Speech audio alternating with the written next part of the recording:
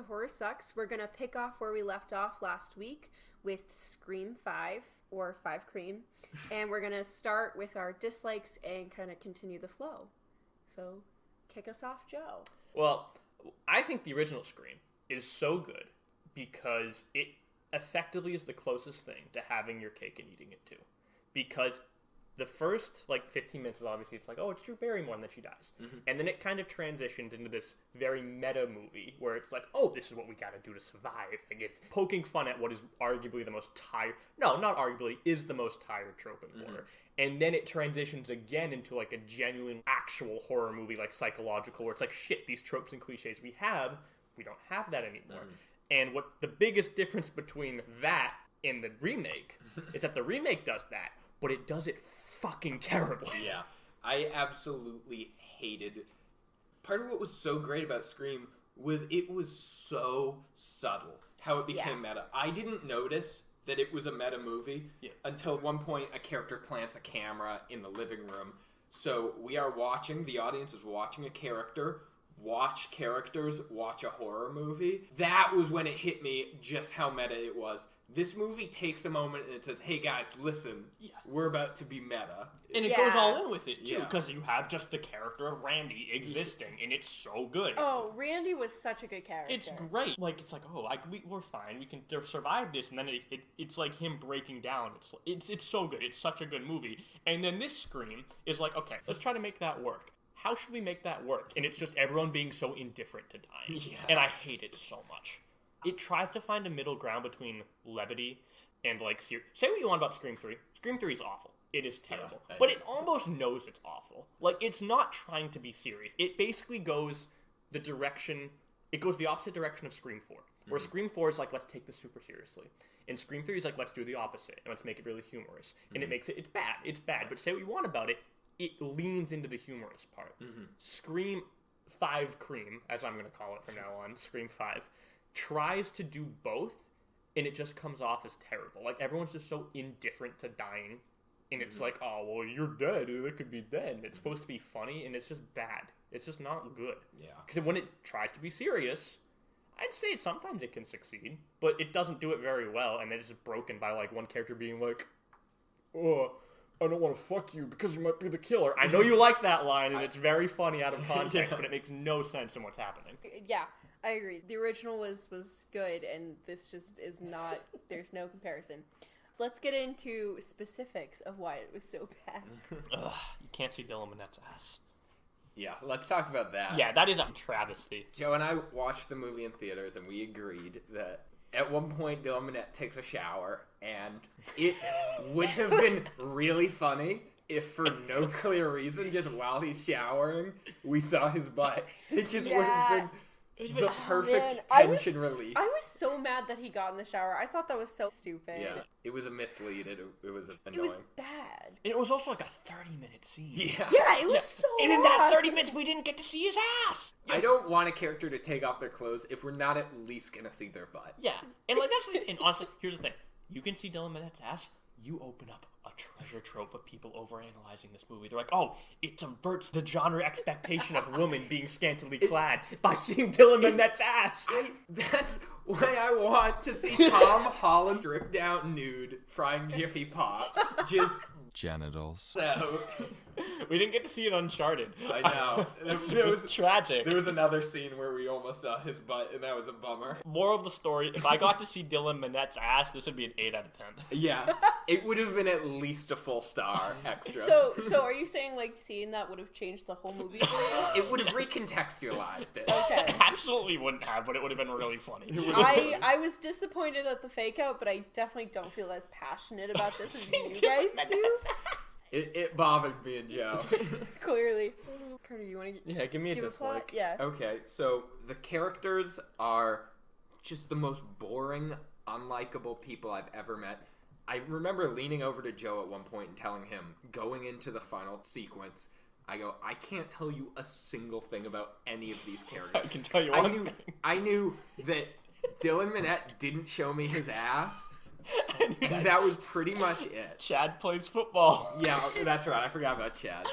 He's the best character. I could not tell you anything about the characters outside of their relationship to each other. I couldn't name a single personality trait. Yeah.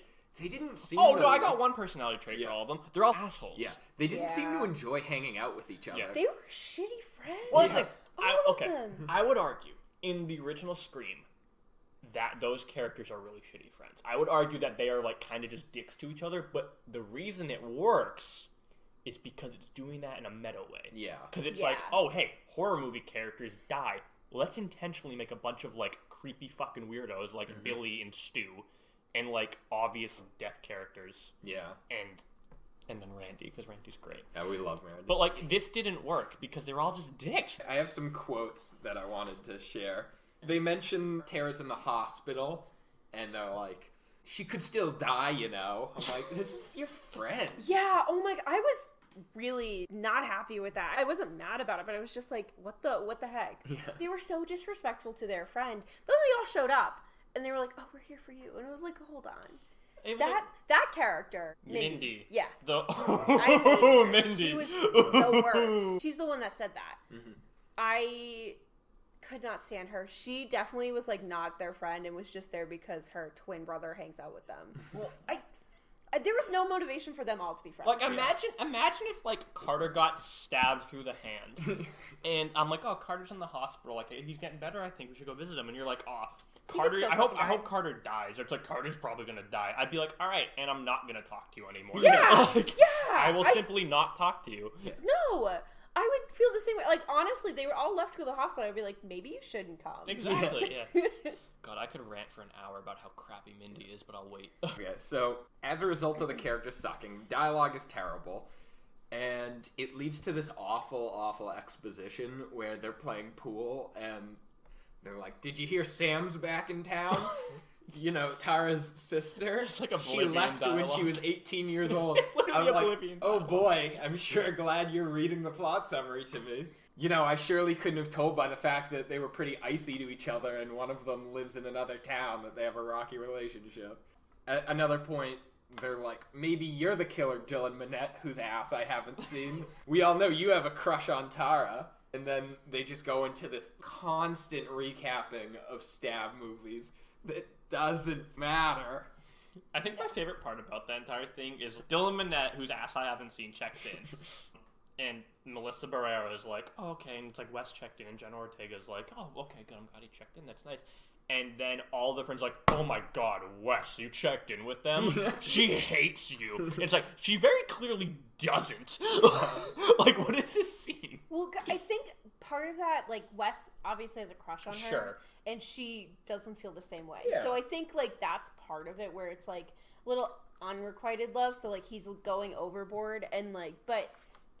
Okay, I'm sorry. If I was in the hospital and, like, Carter checked in on me, I probably wouldn't think Carter had a crush on me. Yeah. I don't think he's going above and beyond being like, hey, how you doing? I don't think him checking in was all that much of an issue at all. Honestly, I think he did the good thing of calling her sister. He cares about her, but it is stated in, like, the opening scene, like, oh, is Wes still bothering you? So, like, crush, I think, is a little borderline of creepy. Because they think that he's bothered. I was too transfixed by maybe seeing Dylan Minnette's ass. I might have missed the subtext on that one. I looked over and Joe's eyes turned into, like, Aruga! Just hard eyes looking. Started sobbing in the theater. Yeah. It's like, oh my God, you must find this really scary. It's like, no, I think I can see Dylan Minnette's ass. So while we're on the topic of Dylan Minnette, I would like to point out one of the worst lines I've heard in a long time is his mother is getting sushi for him, and she goes, I'm going to pick it up, and he goes, why don't you Postmates it? Which, for a number of reasons, I don't like that. Number one, DoorDash has become the equivalent of Google, like, Uber Eats. Yeah, no one says, like, will you Postmates it? You'd be like, why don't you... Postmates paid for that.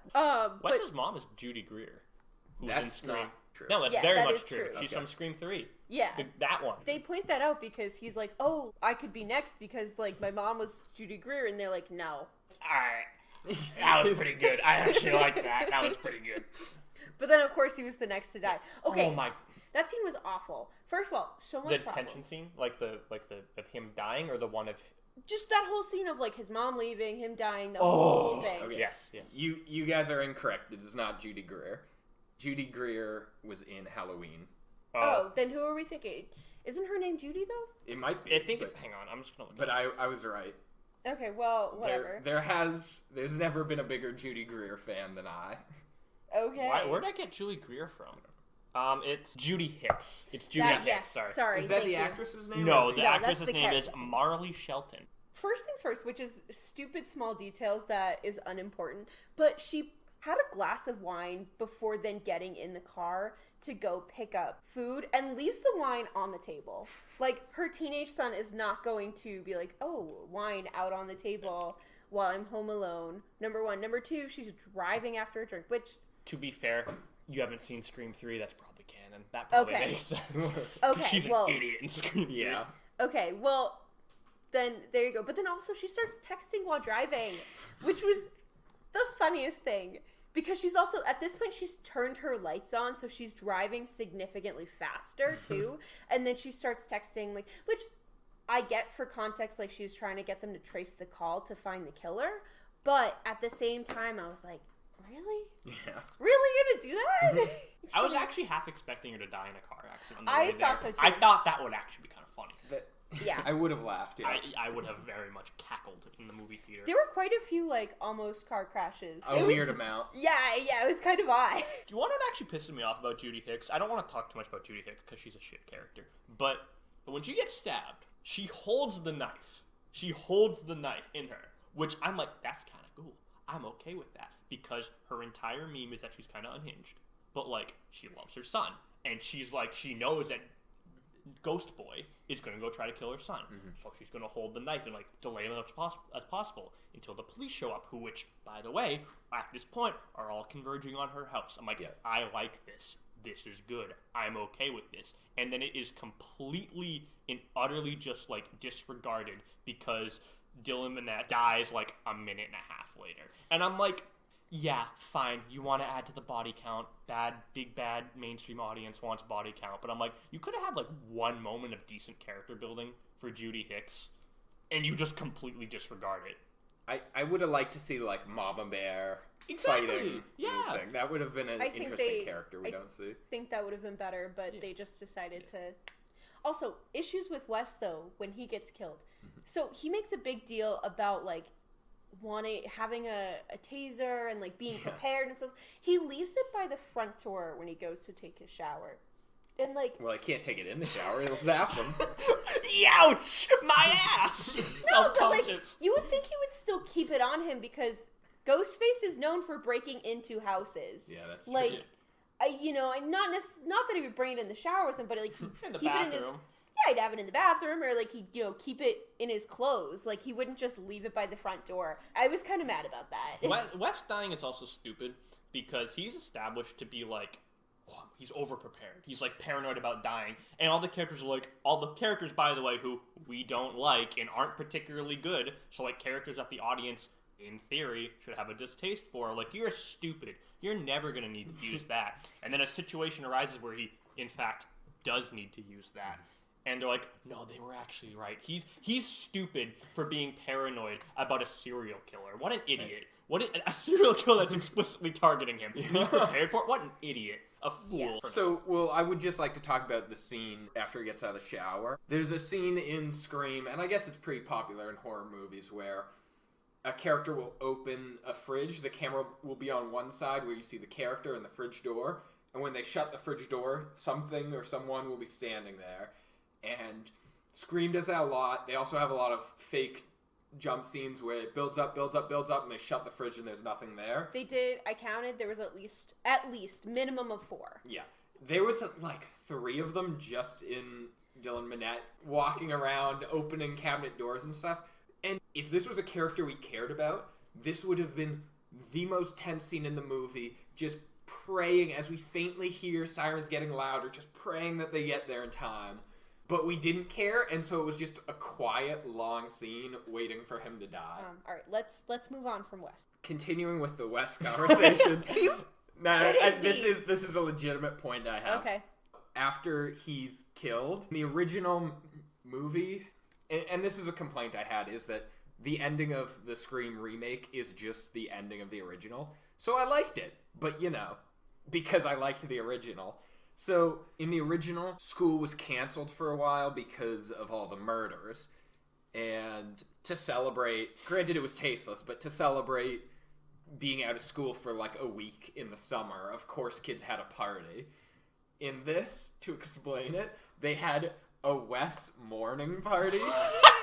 and so they put up, I don't know what to call it, those glittery letters that spelled out Wes, and football guy raises a shot of what I have to assume is Fireball, and goes, "This one's for you, Wes," and everyone goes, "To Wes!" And I just want to say, if I'm murdered, and you guys decide to have a morning party, which is just a fencing house party, I'm going to haunt the shit out of you. All right, so we've talked extensively about Dylan Minnette's ass. Other characters, Amber's the killer, and it's a twist because you forget she exists. That's the twist why she's a killer. It's because you forget she exists. There was no build up to it either. Yeah. It was Liv goes, "Amber, I'm telling you, I'm not the killer." She goes, "I know, because I am." Okay, Bam! That was hilarious. Actually, that was really good. I just, there was no tension that scene. All of a sudden, I was like, oh, okay, this is happening. Chad, a.k.a. Mr. Football, is like the third best character in the movie, and it's only because when he's like about to get stabbed, he says something like, "I play football, I got this," and then he gets stabbed, and it's hilarious. And how about, I think your favorite character in the movie, Mindy. Oh my god, I hate Mindy. So I hate Mindy so much. Wait. Mindy is supposed to be this movie's Randy, of the character who understands how meta. I think she's his niece, right? Yeah, she is his niece, but she is so unlikable. She's lost all of the charm that Randy had. Mindy is just awful. She's not a good person. She's the Tara might be dead quote, I think. Yeah, or Tara is dead or whatever. She goes on this big whole meta rant about a requel, which you guys can explain. I do have a favorite scene that's so bad, which was when at the house party, Amber's going down to the basement to get beers, and Mindy is like... 2 beers, by the way. Yeah. She's like, "Let me grab the beer," and she gets one in her left hand and one in her right hand. Right. For a party. You can split these. Yeah. But first of all, the light switch doesn't work, and it's supposed to be a fake out. Like, she thinks she's gonna. Then Mindy's like, "You're not supposed to go down there by yourself." So they go together, but then they're both sitting there like, "Well, you could be the killer. Well, you could be the. Well, I could be the killer. Well, I could be the killer." And it's too long. It would have been funny if they were like, "Well, I could be the killer. Maybe I'm the killer. No, you're right. Let's go back upstairs." Yeah. Like, they spent at least 15 minutes. That is the fundamental issue with this movie, is that it tries to like be meta, but it breaks the tension almost immediately. Yeah. And it's like, because the reason why Randy was good was because he's like, this is a fucking horror movie. I don't want to die. But it wasn't like, oh, I hope you all die. It was like, idiots, if you want to survive, do this shit. And then you find out that shit doesn't really work, but like, it still works. Mindy was like, I think there's a scene where Chad's like, "Hey, like, I haven't heard from like my girlfriend from like the last 20 minutes. I'm a little concerned about here. Can you come out with me?" And she's like, "I don't want to die, and your girlfriend's a fucking slut," or something along those lines. And he goes, "Fuck you," and then he goes out and gets stabbed. And she's like, "Told you so." Not, "Oh my god, my brother has been stabbed." Right. "Oh, you've been stabbed." They're so ambivalent to death. And that's what, because Scream was meta, but they're like, meta, but they don't want they don't want to die, and they probably don't want their friends to die. In this, they just don't care. Yeah. It's stupid. I do want to point out that Mr. Football, when he left, he grabbed a candlestick, like a high school football playing Colonel Mustard. It was great. I really enjoyed when he grabbed the candlestick. I immediately thought of Clue. I was like, okay, go get him. Dude, Mr. Football is objectively like one of the best characters in this movie. We briefly touched about this, and I'd like to go back to it. The explanation of the requel. So in the original, Randy kind of more or less reveals the kind of meta nature of the movie while they're watching a horror movie. In this, they're like talking to each other, trying to figure out what the deal is with people dying, and she goes, "Oh, this is a requel." She does a terrible job of explaining it, and the rules that they're describing don't work both ways. When Randy was describing the rules, it worked for the movie he was in and in horror movies in general. The movie was talking about itself. Yes! But Randy was talking about the horror movie. You want to know what that's called? It's called nuance. Yeah. It was like stuff with it. And then Mia's like, oh, we're in a requel. This is what's going to happen. And she's just wrong about everything. On top of that, one of the rules they keep talking about is it always ties back to the original. It works on one level, not both. And that's what makes it interesting, is when they're talking about two things at once. I was honestly looking forward to her dying. So, the scene I would like to talk about, I've been thinking about this since I saw it, was the opening, which was basically a shot-for-shot remake of the original Scream with Drew Barrymore. And technology. I just had so many issues with it.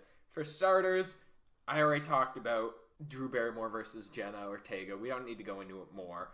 Second, she was texting someone for a significant part of the opening scene. No movie, except for BBC's Sherlock, has been able to actually convey text in an interesting way in film. She is texting, which is stupid as hell. There's this whole scene in which has her phone with electronic locks, and she keeps hitting lock, and it keeps unlocking. This is also one of my least favorite scenes. It played out too long. Listen, if they did like a lock, unlock, lock, I would have been like, okay, what the heck is going on? But it was like 10 minutes of lock, unlock, unlock. That's what they used for the trailer, too. They were so proud of that scene. Like, this is what we're going to put in the trailer. It's so good. It was not! So, aside from similarly, texting is an opportunity for actors to speak and make you care about them, and you're reducing it to words, which just isn't compelling. I don't care about Amber texting so-and-so. I don't even care about my friends texting me. I'm not going to text you back. Dick. But the same idea with the electronic locks. Touching the button on your phone is not an interesting thing. And having it is passing up on an opportunity to have her scrambling for a lock or sprinting back and forth across the house. It's true. Do you know why Scream was so interesting? It's because Sidney fucking Prescott had a brain. And even if she wasn't making the right decision all the time, she was doing things that made sense. Yes. Like, she talks shit about going upstairs, not going out the front door. She runs up the stairs because she panics. She's like, oh shit, what do I do? I'm going to throw a bike. I'm going to throw a bike at Ghostface, and it works. Right, she does something. Tara just kind of stands there. And I had a huge issue with that, too. Didn't she stab him? Didn't she try to stab him? Or am I misremembering? She does fight back, but not well. She doesn't... It's like... It's instinctional at that point. It's not like... Yeah. It's like more physical contact versus, like, distancing herself. And, like, she's arguably kind of... I know Mindy's the Randy stand-in, but if you take into account what she's saying about horror movies, she's kind of supposed to be hints of Randy there. Where she clearly has a deeper understanding. Yeah, so she's like, okay, I'm in a horror movie situation. What should I do? I should get a knife. She makes some decisions that I'm like, okay, like that's but then she screws it all up. Yeah. Like I feel, and that's fine, but like it's, I don't know, like at least when Sidney Prescott is in trouble, it's from her own doing, but you can't really blame her. If there's a killer at the door and in your house, your first instinct is probably not going to be, I'm going to run outside into the open where I don't know where shit is. It's probably going to be, I'm going to sprint upstairs to my room. Well, your hope is that like you can barricade your door. Makes sense. Well, like when I was watching, I was like, why doesn't she just run to a bathroom? Like, why doesn't she try and go someplace where she can barricade herself? I think at its core, a core theme of Scream is that in the good Screams, so like 1, some of 2 and 4, the characters die due to dumb decisions, but they're not inhumanly stupid. With fucking Tara, she's like, okay, there's someone trying to get into my door. I can hear him getting into my door. He keeps unlocking my door. Should I stand right in front of the door? You can continuously lock the door when you're running away. You don't have to look at the lock to do it. Right. Yeah. It was stupid. Also, her motivation of like running out the door to go get her friend, like to go save her friend as if she's going to get to her friend's house before Ghostface kills her. He literally said 15 seconds I can be in her house. I can be there in 10. Like, I would immediately go, okay, bye. Call 911 because they can get there faster than I can. While they're redoing the or referencing, I guess, the horror trivia game from the original Scream, she goes on her smartphone and Googles the answers. Wouldn't you? I think that's actually really funny. I think it's really funny. You want to know why it's funny? What? It's because she's like, you better not Google the answers or I'll fucking kill you. And she Googles the answers and nothing comes of it. Yeah. Yeah. So I agree. Ultimately, the biggest issue I had with the scene was he's asking her about horror. He goes, "What are your favorite movies?" And she goes, "Oh, I like The Babadook," which I hate. You already hate it. Later, she mentions that her favorite movies are Hereditary, It Follows, The Witch, which are all baby's first horror movies. Oh, It Follows is so good. Fuck you. Yeah, I love it. But it's like, what's your favorite book? I really liked Catcher in the Rye. No! It's like, wow, you like what like unanimously is considered one of the best horror movies ever? Hot take. I like this just in. Carter hates Scream because it was popular. I love It Follows. It's one of my favorite movies. I don't think it's interesting because no one is going to be like, I at least respect saying The Babadook because I'm going to say that sucks. It's just so like, I can't believe Carter likes it. what's your favorite color? Blue. This sucks. This argument sucks. It's so but I think plain. you're kind of skipping over. I understand your argument, but I think because you're saying that those are her favorite movies, but the context of the movie was like she said, "Ask me about these movies." So from your point of view, it's like those are the basic ones that you could ask about. Why would I ask about those? I guess so, but it just to me, it's like her favorite ice cream flavor is vanilla. It's great. It's a very good flavor. That's why it's the world's most common flavor. I know what movie I would ask Carter about if I was The Bye Bye Man. Yeah. No, it's not the pee pee poo. That's not my favorite, but it's just. But then she mentions that she likes elevated horror, which is yeah. Oh yeah. This is what we've The been fact building that though, to. like elevated horror is a theme throughout the movie. Before we get into elevated horror, and we will get to elevated horror, can I please explain why the motivation for Ghostface is so fucking bad? So in Scream 1, the motivation of the killers, Billy and Stu, largely doesn't matter. Because the twist is that there's two killers in general. And one of them you know is coming. And honestly, to be honest, you probably know the second one is coming too. But you don't expect both of them. So it's a good twist. In Scream 2, the motive isn't great.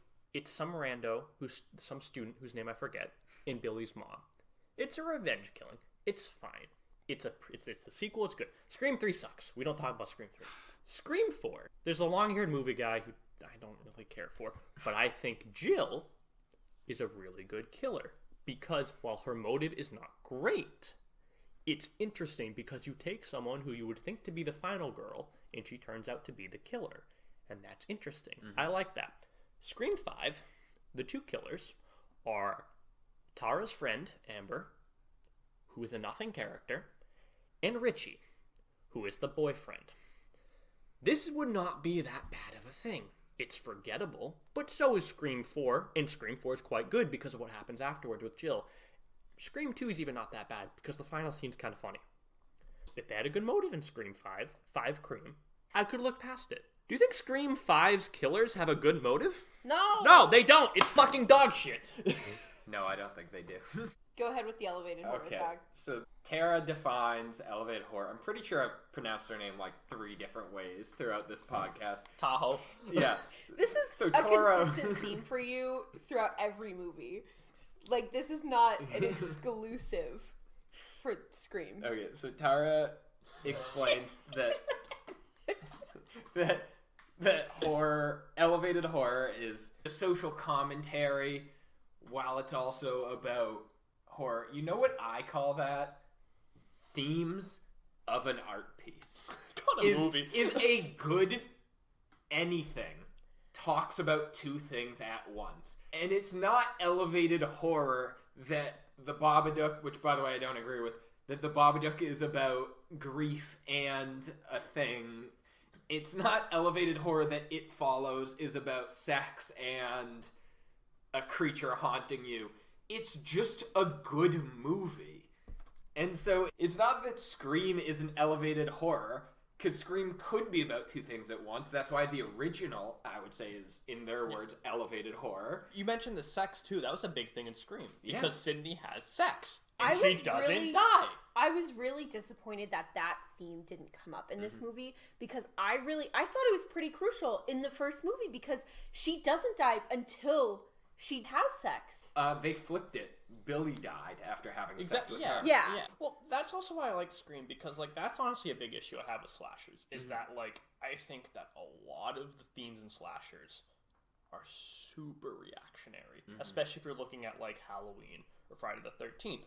And Scream says, the original Scream, it says, hey, you know all these things that like, you know, were a big part of slashers, they're kind of just bullshit. And it was kind of just like, they're not dying because they're doing this. They are dying in spite of doing this because the producers wanted to make a body count or something like that. And Scream is like, oh no, that this isn't what gets you killed. It's the dumb decisions that makes you killed. It's crawling through the cat door that gets you killed.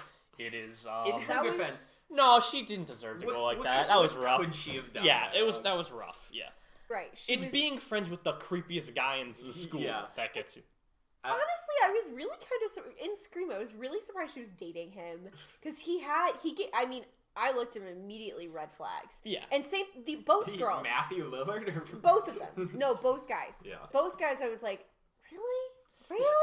That's honestly, we could talk about Scream at length and how good it is, but that's the entire thing, is that it makes you like, oh, this guy's sus. And then like he quote unquote dies and you're like, shit, who's it gonna be? It can't be Randy. There's no way it's Randy. And then he comes back and he's like, hey, it's me. I'm the killer. Well, honestly, that was really good when Randy and Matthew Lillard are like, it's not me, it's him. Because I honestly thought it was Randy. I was like, at first I was like, maybe it is him. I would have cried, dude. So when we were watching Scream, so I had never seen Scream before choosing to do this movie. So Carter and I watched it together at his mom's house. His mom is in the kitchen where she can see the movie, and she is like, oh, it's gotta be him. Yeah. Oh, but he can't be him. She goes, oh, I knew it was him. It was made the movie experience. It was great. I believe this conversation started with elevated horror. I don't believe elevated horror is a thing. I believe it's just good horror movies. I have to agree with that. Because also, at one point, Amber points out that, like, Jordan Peele is elevated horror, and it's like, it's just good horror. Yeah. Like, they're doing something right. That drives me nuts. Anyway, so I feel like we have discussed every bad thing there is about this movie. Are we missing anything? Well, we never talked about Sam and how she's Billy's daughter. Oh, yeah. Oh, my fucking God. So soap opera. Context. Sam is Billy's daughter. Yeah, good. Who's her mom again? It doesn't matter. It doesn't matter. She's never mentioned. She's not given a name. Like this woman. Oh my God, I forgot about that. That's a thing. How like fucking Tara's mom just doesn't give a shit that her daughter died. I fucking forgot about that. So I watched this Scream with my dad, and he just looks at me and goes, "Her mother doesn't come back," and I was like, "Business trip in London, sorry." So, Sam's father is Billy Loomis, who is one of the killers from the original Scream. Sam revealed this information, causing the family to fall apart. Whatever. This is some Days of Our Lives. It really is, dude. If I wanted to be talking about Days of Our Lives, I would still be working at Blogs of Our Lives. But anyway, so Sam has frequent hallucinations of Billy Loomis and requires medicine to, like, stop the hallucinations, I guess. Yes. I don't know. It's strongly suggested that Sam is schizophrenic. So I was going to say, they never outright say it, and I don't know if it's schizophrenia or if it's just her anxiety that's causing hallucinations. I didn't even think of that. That's actually kind of interesting. Honestly, in my opinion, I perceived it more as anxiety. Okay. Because she's also, it seems like she only takes the medication when she's in a heightened anxiety state. Because if you consider schizophrenics like that, is something they constantly deal with, while Sam only sees this vision in extreme anxiety states or like pertaining to this. Okay, I didn't think of that. That's fair.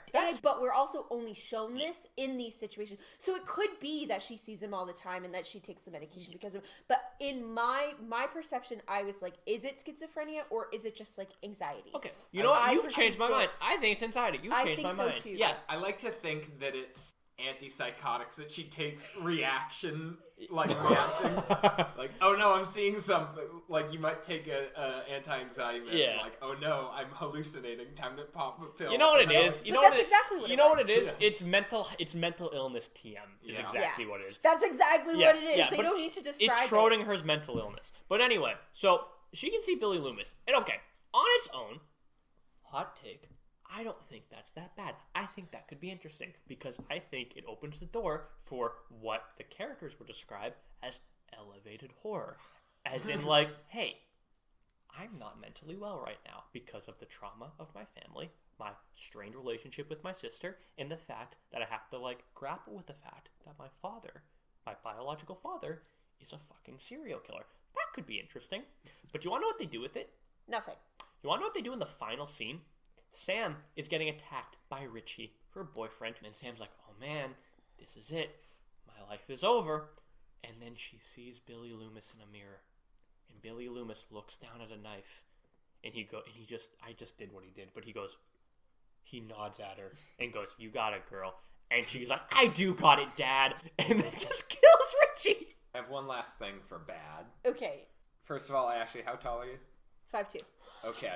So, in this movie, the two killers, Richie and Amber, Richie is 6'1" and Amber is 5'3". I am 6 feet tall. Ashley, there's the same height difference between these killers as there is between you and me. Correct. Do you think if I threw on a ghost face costume, stabbed someone, and then you came in the room in a ghost face costume, do you think people... I wouldn't be able to tell the difference. Yeah. It would... Yeah, I think people would be able to know. It's just as silly to me that, like, one is really tall, the other is really short. Can I add one dislike before we move on? Yeah. I can suspend my disbelief for horror. I don't want to because I don't like horror, but I can suspend my disbelief. But the sheer chain of events that led to the final act is staggering. Mm-hmm. So one, you need to assume that A, Tara survives the attack with Ghostface. Okay, fine. She's in the hospital attack. 2, you need to assume that this shakes Sam up so much that she doesn't want Tara to go into a hospital and she takes her home. Because keep in mind, if Tara had just gone to a hospital afterwards, the entire last act doesn't exist. 3, you need to assume that no one realizes before they leave the hospital that Tara doesn't have her inhaler. You know, that's another plot point. Well, no, he hid the inhaler. I know. Okay. But if I'm leaving the hospital, I'm doing my checklist, and I don't have my inhaler, I'm probably going to be like, hey, I don't have my inhaler. I have a lot of issues with the inhaler. But, yeah. I believed that it was never on screen, but in my mind, the way I pictured it is he helps her into the car, he has her bag, okay. And when she's not fair, looking... But point 4. Sure. I don't have my inhaler, but there is an extra one at Amber's house. But there's also a pharmacy on the way that I can just stop at. They point out that you need a prescription for it. You're right, but if you keep in mind her current status and the fact that the hospital was like 5 minutes behind them, she probably could have got one. And and this is the other problem. She turned around and went back to the hospital. But also, my issue with it is, like, and I don't know what triggers her asthma, but she's going through the scene of, like, running around and all this stuff happening, and she's fine. Yeah. But she gets into the car and she's like, I need my inhaler. Yeah. And also, this is 5. I could honestly get past all of this. But the second Richie starts going, no, we're not going to Amber's. We're not doing. I'm not bringing to Amber's. I need my blood in my body. And exactly. And banking on the fact that they go, no, we need to go. If he had just been like, okay, yeah, we can stop at Amber's, I don't think their opinion would have been changed. I don't think that would have been a test. I wouldn't have thought anything about it. There's just like 5 plot lines, 5 things that have to happen. I can't suspend my disbelief. It's such a minor complaint in the grand scheme of this movie, but I can't do it. I don't like it. So I do want to retroactively add something to my likes. When Richie was kicking people out for the party, and he's like, sorry, you gotta leave, and someone goes in the other room to Mindy, and he goes, hey, sorry, we gotta leave. Someone's dad is kicking us out. That was pretty good. I did enjoy that. Some of the humor lands. It doesn't land a lot, but when it lands, it's pretty Anything with good. Richie lands pretty He's well. so good. This is a great transition to the spooky. Yeah. I thought Amber getting set on fire was pretty grisly. I really liked the voice. That's consistent. Spooky. That's usually pretty consistent. And the way the characters clean their knife, where they just take the knife and they kind of run their hand along it and just physically pull off the blood. That's classic and spooky. And when I put that down, I realized that every single thing I found spooky about this movie was taken directly from the original. So I honestly originally wrote, I've got nothing. And I said maybe some of the jump scares, but even then, no. But one of the things I will say, and I wouldn't say this is my favorite scene, but I did like this. In the original, this is exactly referencing what you said, but in the original, there was a lot of, like, you would see the knife over the killer's head without the killer's head in frame, and it was a great shot, so I really liked that. And in this movie, they kind of hinted at it, but really refrained it until the very end, when Sam has the knife in her hand, pulls it back, and then stabs him. So I don't know if I thought it was spooky. It's the only thing I can put in this category. Is that everything we have for spooky? I think that's everything. Okay. I think so. So I would like to give a highlight before we give our ratings.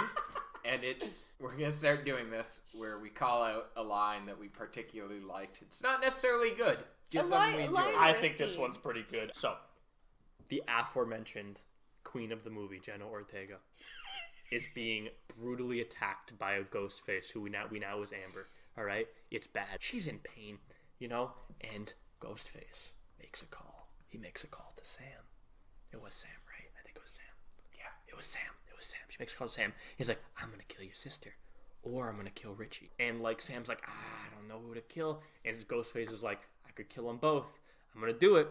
He's like, maybe I'm doing this because you can't make a decision to save your life. And she goes, or maybe I'm just stalling for time, fuckhead. And the elevator doors open and Dewey fucking wastes him.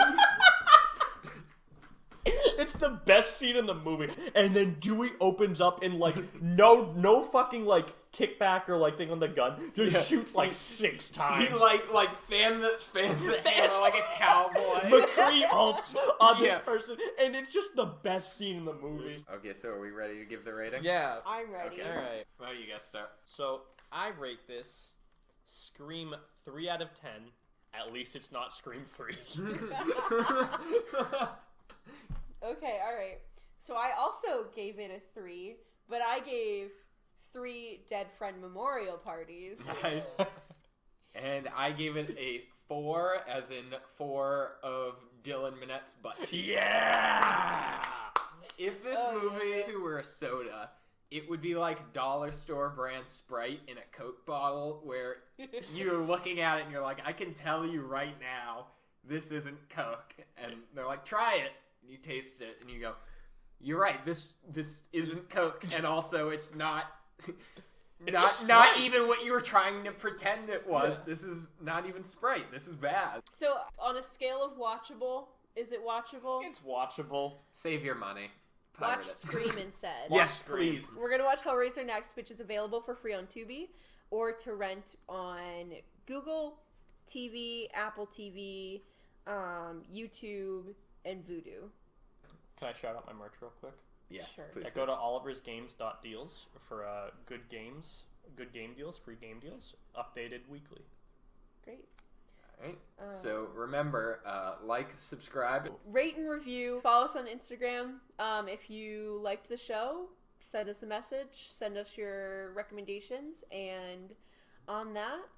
Joe, thanks for being on here. Yeah, of course. I hope you beat the scuba-related manslaughter charges. Yeah, it's tricky right now, you know, but I'm working through it. You're 3 for 3, though. I'm doing pretty good. Yeah, I'm doing that's pretty good. Gotta be good. Yeah. We'll see you guys next week. Stay spooky. Horror Sucks is brought to you by Wild Thing Media. Production is done by Carter, and all music and editing is done by me. Thanks for listening.